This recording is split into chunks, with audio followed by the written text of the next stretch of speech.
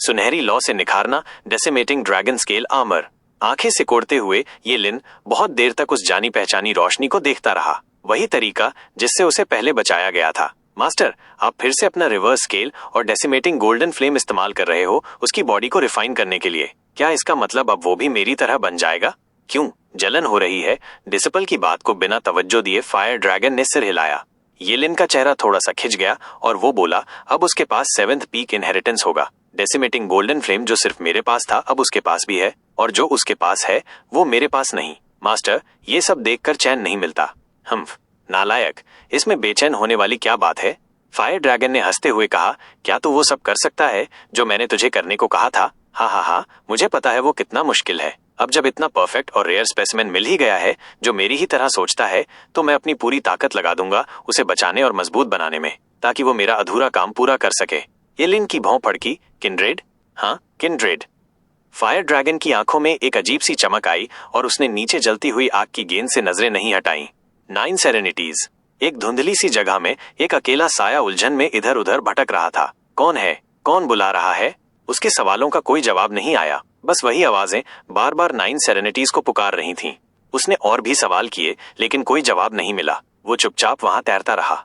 तभी वहां एक बूढ़ा आदमी खड़ा नजर आया, काले कपड़ों में लिपटा हुआ। बूढ़ा अपनी पीठ उसकी ओर किए खड़ा था। साया थोड़ा हैरान हुआ और पूछा, तुम कौन हो? बूढ़ा आदमी कुछ नहीं बोला। जैसे बाकी आवाजें उसे अनदेखा कर रही थीं, वैसे ही वो भी चुपचाप आगे बढ़ गया। रुको।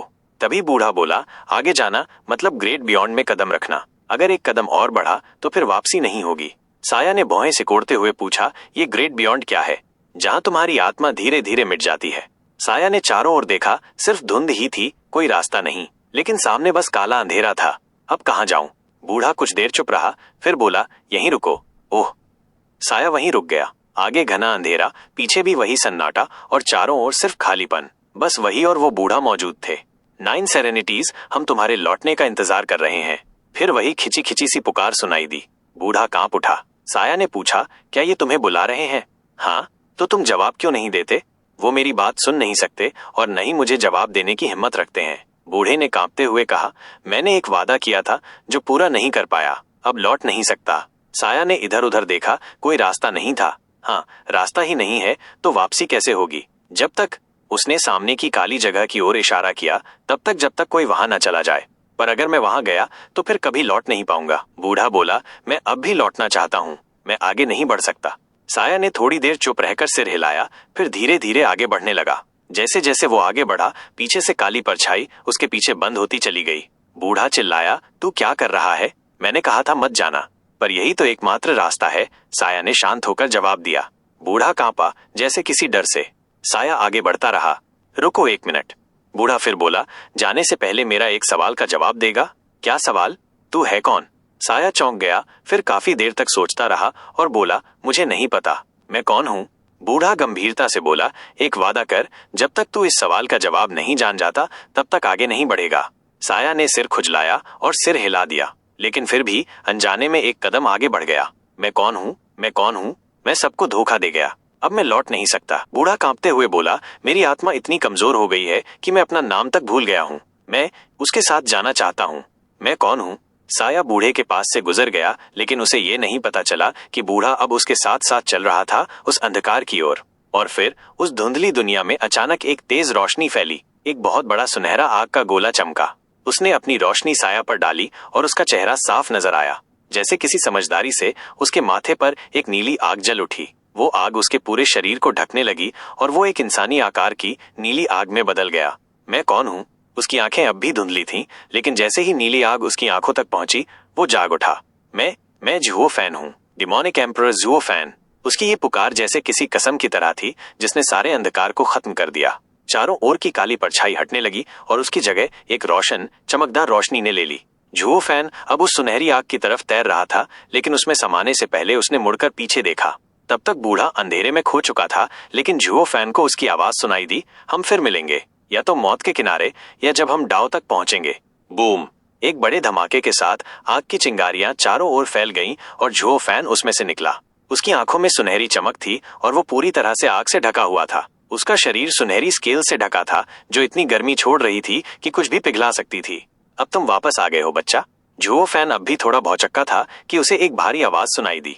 उसने चौंक कर देखा तो एक बहुत बड़ा ड्रैगन सिर उसकी ओर घूर रहा था। चारों तरफ की गर्मी इतनी ज्यादा थी कि हवा भी कांप रही थी।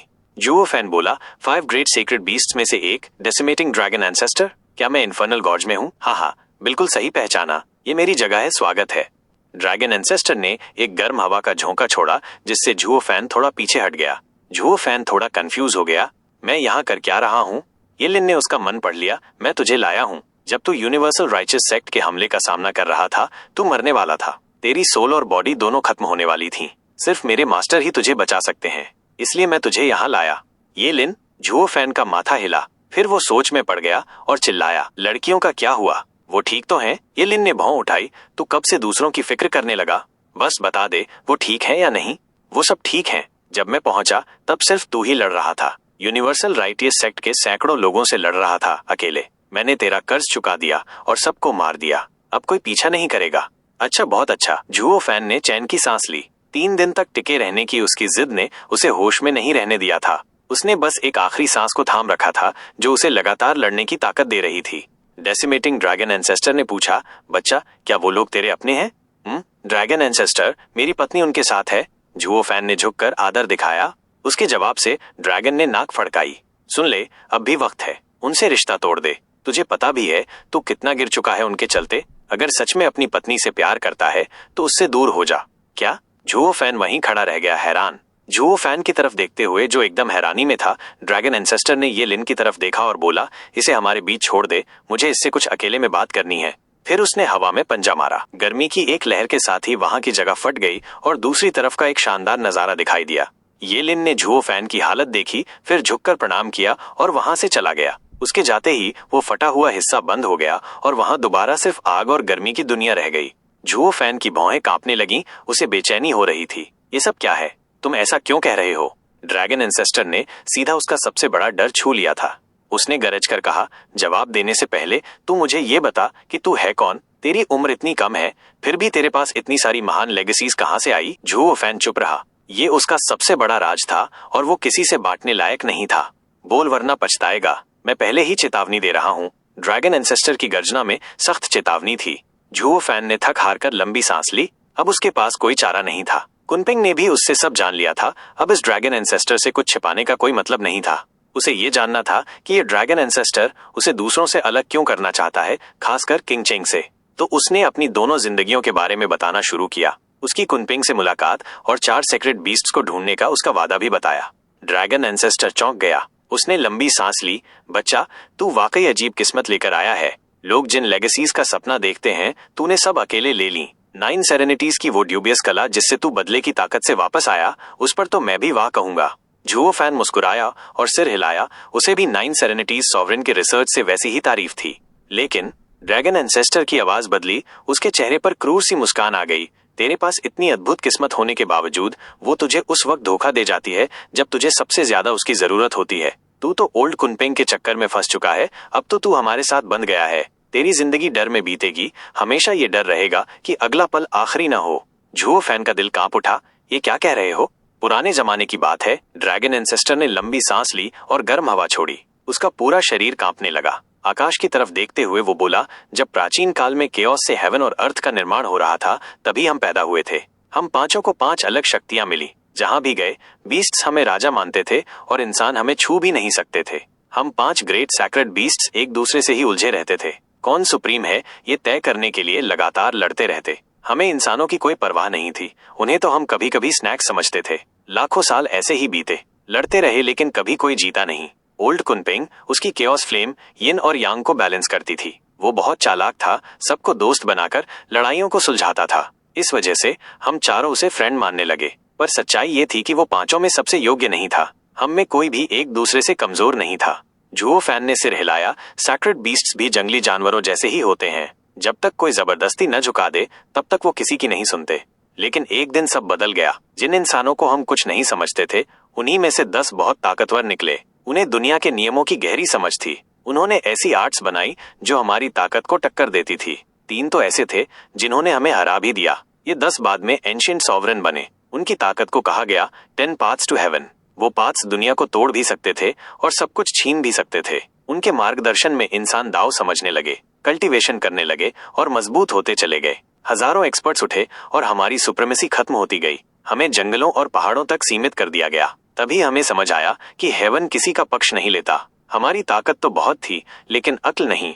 सैक्रेड बीस्ट्स या स्पिरिचुअल बीस्ट्स कोई भी दिल की गहराई को नहीं समझ सका। इंसान कमजोर थे, लेकिन उनकी समझ तेज थी, इसलिए वो ऊंचाई तक पहुंच गए। खासकर वो 10, वो आज भी इस दुनिया की सबसे ऊंची ताकत हैं। ड्रैगन एंसेस्टर ने एक और गहरी सांस ली। वैसे बच्चे, तेरे अंदर पैट्रियार्क ब्लड डीमन का ब्लड इन्फेंट भी है ना? वो उधार की ताकत है जिससे तू सॉवरेन नहीं बन सकता। पता है क्यों patriarch blood demon saint stage में अटक गया और सॉवरेन्स उससे दूर रहते थे? शायद इसलिए कि वो बहुत घमंडी था और सॉवरेन स्टेज तक पहुंचने से पहले ही मारा गया। ड्रैगन एंसेस्टर जोर से हंसा। बच्चा, तू भी अफवाहों पर यकीन करता है? एक सच्चा एक्सपर्ट जितनी ऊंचाई पर पहुंचता है, उतनी ही अपनी जान की कीमत समझता है। कल्टीवेशन में सालों लगते हैं। कोई भी जानबूझकर मौत को न्योता नहीं देगा। सेंट स्टेज में पहुंचकर कोई सॉवरेन से लड़ाई नहीं मोल लेगा जब तक उसे यकीन न हो। जुओ फैन सोच में पड़ गया और फिर सिर हिलाया। सच है, अगर मैं उसकी जगह होता तो मैं भी सॉवरेन स्टेज तक पहुंचना पसंद करता, न कि फालतू में फ्लेक्स करता। तो फिर ऐसा क्यों हुआ? ड्रैगन एंसेस्टर बोला, 10 पाथ्स टू हेवन सीमित हैं और तय हैं। एक ऊपर उठेगा तो कोई नीचे गिरेगा। इसलिए पैट्रियार्क ब्लड डीमन हमेशा खतरे में रहा। वो सॉवरेन्स को चुनौती देता रहा और यही उसकी बर्बादी बनी। एक पूर्व डिमोनिक एम्परर होने के नाते तेरी सोच और बड़ी होनी चाहिए। क्या तूने नहीं देखा कि सारी आर्ट्स और स्किल्स की जड़ उन्हीं 10 पाथ्स में है? जुओ फैन कांप उठा। मतलब? बिल्कुल। ड्रैगन एंसेस्टर की आंखों में चमक आ गई। जब तक वो 10 सॉवरेन जिंदा हैं, इंसान चाहे जितना भी कल्टीवेट कर ले, आगे नहीं बढ़ सकता। ये दुनिया का संतुलन है। अल्टीमेट एक्सपर्ट्स की संख्या सीमित है। जो राइज करेगा, किसी को गिरना पड़ेगा। सब कुछ उन्हीं 10 रास्तों के चारों ओर घूमता है। जुओ फैन चौंक गया। मतलब सारे कल्टीवेटर्स सेंट स्टेज में ही फंस जाते हैं?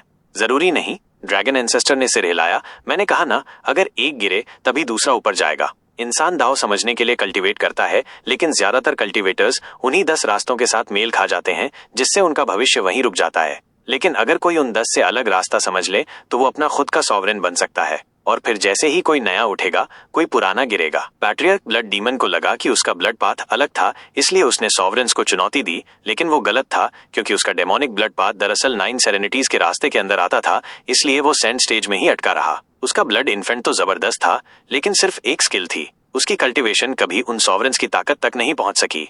जुओ फान ने सिर हिलाया।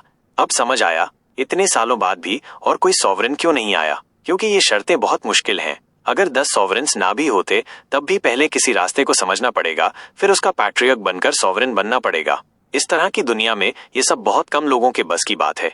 मेरे मास्टर एल्डर युआन को दिल का पाथ समझने की क्षमता है, पर उसकी एप्टीट्यूड कमजोर है, जिस वजह से कल्टीवेशन स्टेज ऊपर नहीं जा पाई। जुओ फान ने सिर हिलाया और लंबी सांस ली। सॉवरेन स्टेज तक पहुंचना वाकई बहुत कठिन है। ड्रैगन एंसेस्टर ने उसे देखा और मुस्कुराया। हाँ बच्चा, तू सोचता है ये कठिन है? नहीं, हम 5 सैक्रेड बीस्ट्स और वो 10 सॉवरेन्स के लिए तो सॉवरेन स्टेज भी पीछे छूट चुकी है। असल में हम सब जानते हैं कि सॉवरेन स्टेज में भी हम सब दुनिया के खिलौने ही हैं। हम कभी पूरी तरह दुनिया पर राज नहीं कर पाएंगे। 10 पाथ्स टू हेवन देखने में मजबूत लगते हैं, लेकिन वो भी खतरे से खाली नहीं। उन्हें भी बदला जा सकता है। इसीलिए हम सब उससे भी ऊपर की स्टेज तक जाना चाहते थे, और वहीं से वो सब बड़ी घटनाएं शुरू हुई, जिसमें तेरी किस्मत भी शामिल है। जुओ फान कांप उठा। उसका चेहरा गंभीर हो गया। वो एक्सप्लेनेशन का इंतजार करने लगा। तो गाइज, इसी के साथ आज का एपिसोड यहीं पर खत्म होता है।